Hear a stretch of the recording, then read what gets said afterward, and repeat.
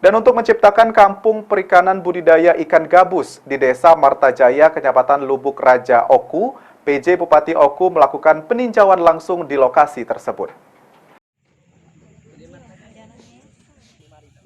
Tinjauan ke lokasi percontohan kampung perikanan budidaya ikan gabus di Desa Martajaya, Kecamatan Lubuk Raja dilakukan oleh PJ Bupati Oku. Tinjauan ini dilakukan karena ke depan kawasan Batu Marta akan dijadikan kampung perikanan.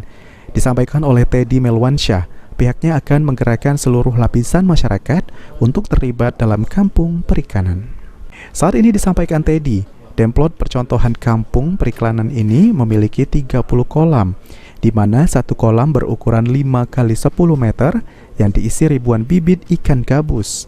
Ke depan, PJ Bupati berharap agar kampung perikanan dapat menjadi penggerak roda perekonomian. Dalam rangka kita ke depan ingin menjadikan Lubuk Raja ini sebagai kampung perikanan. Jadi semua akan kita gerakkan, masyarakat ikut terlibat.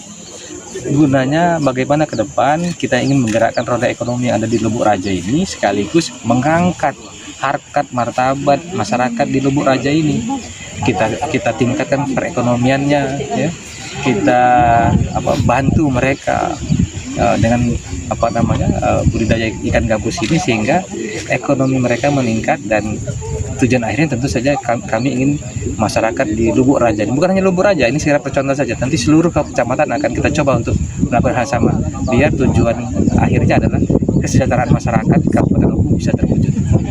Sudah berapa bulan? Kami mulai bergerak dari 2022 kemarin, bulan November. Template percontohan kampung perikanan ini dibuat dengan sistem tumpang sari, di mana di lokasi juga ditanam tanaman cabai, tomat, terong, dan lainnya yang bisa menambah penghasilan masyarakat.